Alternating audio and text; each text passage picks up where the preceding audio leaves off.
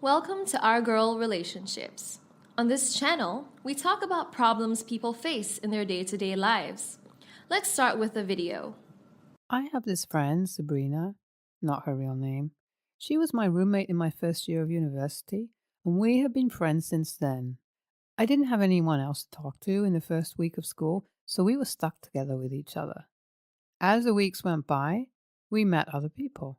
After graduation, we lost touch because she moved out of the city. Still, we reconnected a few years ago on social media. We got talking, and it was sad to hear that things were not going as well as they should have for her. She was basically struggling and trying to decide her next step of action. After a year of trying to make things work, she decided to move back to New York. It wasn't an easy transition for her because of the financial challenges, so I spoke to my husband. We decided to accommodate her until she got her bearings back. When I asked her to come to live with me, she was a little hesitant because she said she didn't want to be a bother and that I had already done a lot for her and so on. I literally forced her to come to live with me, and we had a good time. It was lovely for me to have someone around aside from my kids and husband. She got a job that could help with minor expenses. She was accommodating in the house. I think she really felt uncomfortable, so she tried to repay me by ensuring she got some groceries and did the chores. I didn't mind that she helped around the house, though I told her that she didn't have to bother. Everything was going well until I came home and noticed that she wasn't feeling good one day. She complained that she was tired, had nausea, and was generally feeling weird. That sounded like pregnancy, so I asked her to take a test. She looked at me, and the sudden realization that she had missed her period came. I had a kit in my room, so I gave it to her. Our suspicions were confirmed. She was pregnant. She got an appointment at the hospital for further confirmations and to know how far along she had gone. It was a bittersweet moment for her because she had always wanted kids. Still, she wanted them when she was already financially stable. She was pro-life and didn't want to do an abortion. I was happy for her, and it wasn't a problem to have a pregnant lady live in my house. I thought that she would do the same for me if I was in a similar situation. Besides, my house was big enough to contain all of us. After the initial bittersweet moment, she became really excited to tell her boyfriend. He had been to the house only a few times at the time. He also wanted to have kids, so it worked out perfectly for them. On the other hand, I was excited that I got to take care of a mom-to-be. I have 3 kids of my own, so it's safe to say that I am experienced. My husband was somewhat neutral when he heard the news. He wasn't unhappy for her, but just concerned if we could handle it. He was a more logical person among us and liked to plan. He thought that if she was going to start a family, it would be better if she moved out for convenience. I believed that she would eventually have to move, but there was no rush. Slowly, things started to change. Sabrina became more cranky and irritable and always wanted her boyfriend around. She just behaved in a really annoying way. I tried to give excuses for her, saying it was her first pregnancy, which must be stressful for her. However, I also knew that she didn't have to act the way she was, but I chose to ignore her behavior. I, low-key, wanted her out of the house at this time, but I thought that would be wrong. AITA? You wouldn't believe what happened. I wish I had listened to my gut feeling and asked Sabrina to leave. Anyways, I met up with my long-time crush. I'll call him Lenny. He was the first person I fell in love with, but we didn't date because he was leaving the country and we both didn't want long-distance relationships. Before I met my husband, I had often wondered what it would have been like if we dated. Sabrina and I went out one evening and we met him. Lenny and I still had strong chemistry and I could feel my heart racing in my chest. He looked better than I remembered him. He collected my number and we got talking. All the while, I felt guilty for even giving him my number, but Sabrina said I was just being childish and it wasn't like I was doing anything with him. Lenny told me that he was single and regretted not trying to start a relationship earlier on. He tried to insinuate that we could still have something, and that was when I snapped back into reality. I told him I was married and wasn't available for that anymore. He seemed shocked, but I disregarded his reaction. He asked for dinner with me one last time, and then we would go our separate ways. I didn't want it, but I also thought that it was a harmless dinner and I needed it to close the chapter. Plus, Sabrina was going to be there, so nothing crazy would happen. We went out that evening, and it was so much fun. Still, within me, I was telling my heart to let Lenny go because I had decided that I would intentionally try not to see him again after that day. Sabrina and I got home later than I wanted to, and my husband asked us where we were because he was worried. Sabrina casually told him where we were and who we were with. My husband was disappointed and hurt because he thought something was going on between Lenny and me, since I never mentioned that we met up. He knew how in love I was with him, so I precisely wanted to leave out that detail. Sabrina behaved like she couldn't understand what she did wrong. She put me in a mess I didn't know how to get out of. I started to have unnecessary problems with my husband. We fought a lot. He didn't trust me anymore, and he came home late. I tried to explain to him what really happened and that I had intended for that to be the last time I met with Lenny. So I asked Sabrina to come with me. He didn't believe me. Now I saw less and less of my husband and more of Sabrina's boyfriend. He was always at the house. It annoyed me a lot, mainly because I had problems in my home and Sabrina was acting oblivious to it. It was almost as though she was enjoying it. I desperately wanted to save my marriage, so I decided to ask Lenny to speak to my husband and tell him the truth about everything. I asked to meet up with him and found out that it wasn't all a coincidence. Sabrina had actually asked to meet him. He asked about me and told her he wished to pursue something with me. So she said she would try to set something up.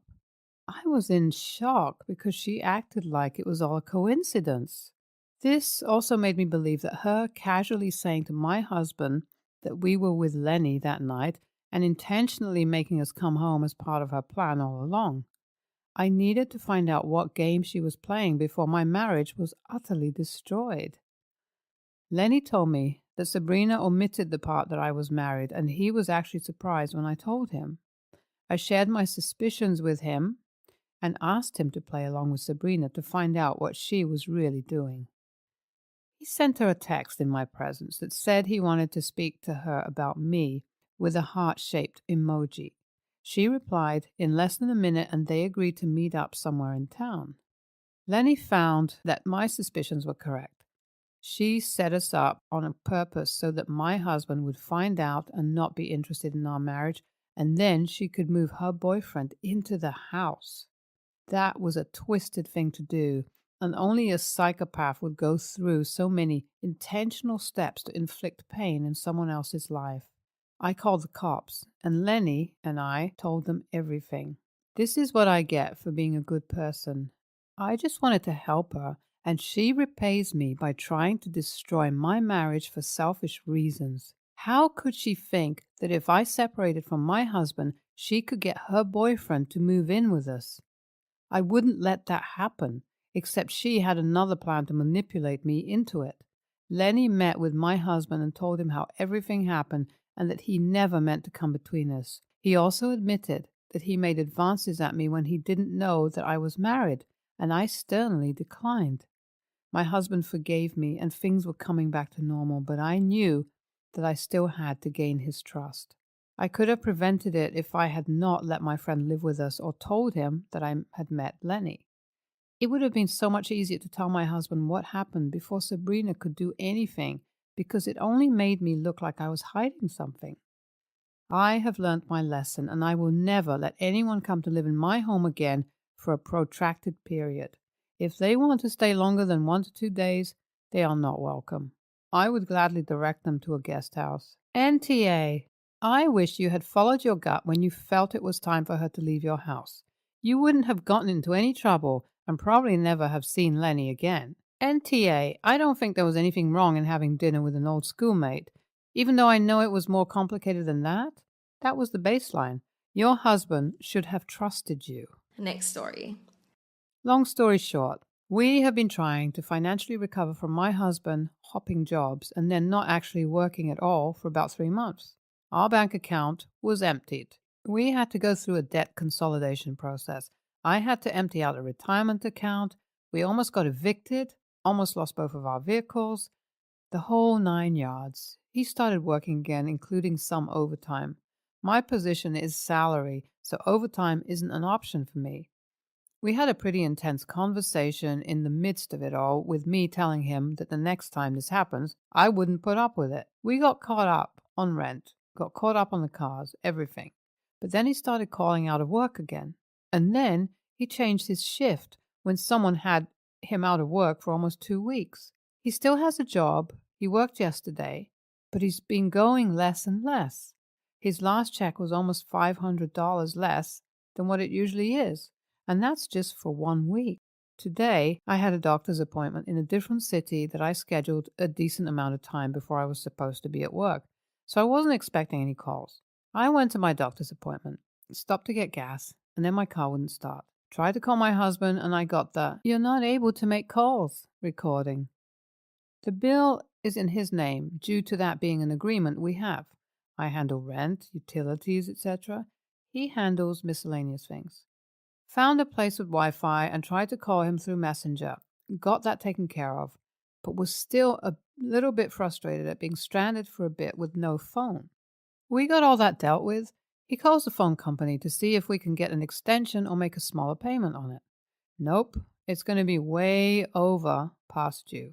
And this thing hasn't been paid in a few months, with the grand total being over $500, which we don't have. Close, but not quite. My job is a traveling position. Most of my work requires me to have a phone between calls, texts, the whole thing.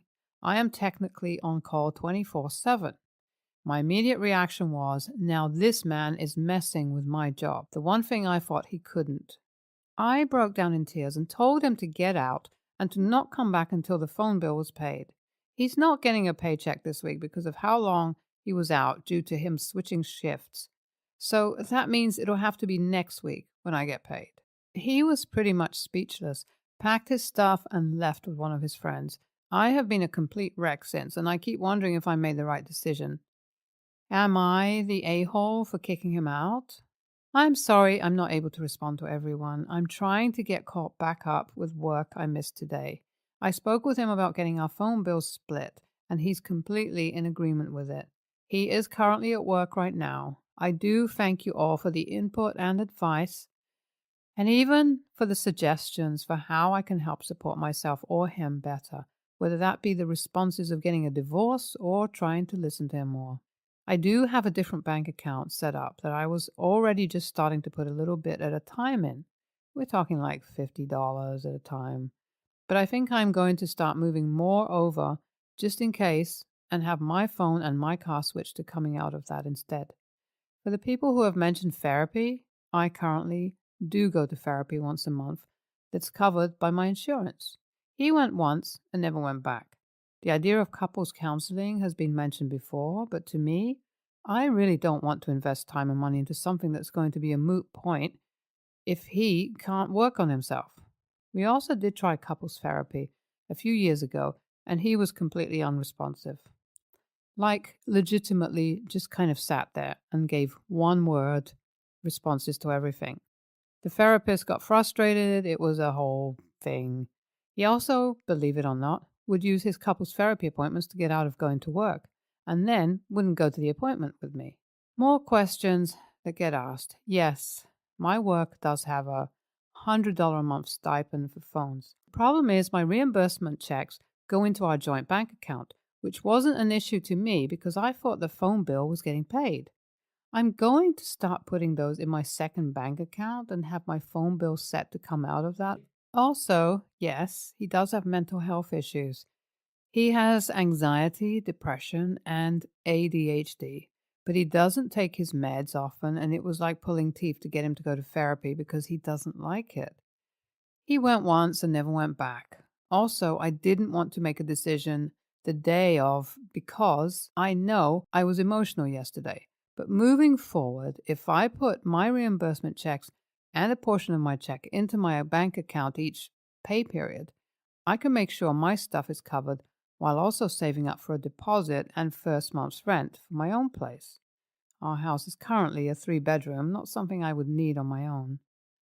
I might not be able to get a house, but I can definitely afford an apartment on my own. Our lease is up in December for this house. He has until then to put some effort into his mental health, show me he can consistently go to work, and manage his own expenses. If not, deuces. NTA, I wouldn't take him back after your phone is back on, either. Now this man is messing with my job, the one thing I thought he couldn't. Do you really want to live like this? Next story. This past weekend, I've, 22, female, met up with my in-laws to celebrate my nephew's turning 8. I love this kid to death, and we have a close bond, so I make it a priority to be active in anything involving him since I had a baby. Anyways, not the point. My baby is 11 months and will be 1 next month, and I take pride in them not ever getting sick, not even once. Well, my brother-in-law, 23, was recently sick, but over it. But everyone knows that the virus can still be in the system for a couple more days. He decided it was okay to kiss my 11-month-old all over the face. I was furious. Then I found out that the way his fever broke, my mother-in-law says, was by a cold sore outbreak. I didn't find this out till after 24 hours after we had left the event. Well, my baby got sick, extremely sick, for the first time ever. I'm talking about congested, nasty coughs and fever. We took him to his pediatrician. They asked questions, and I told them about what my brother-in-law did and his cold sores.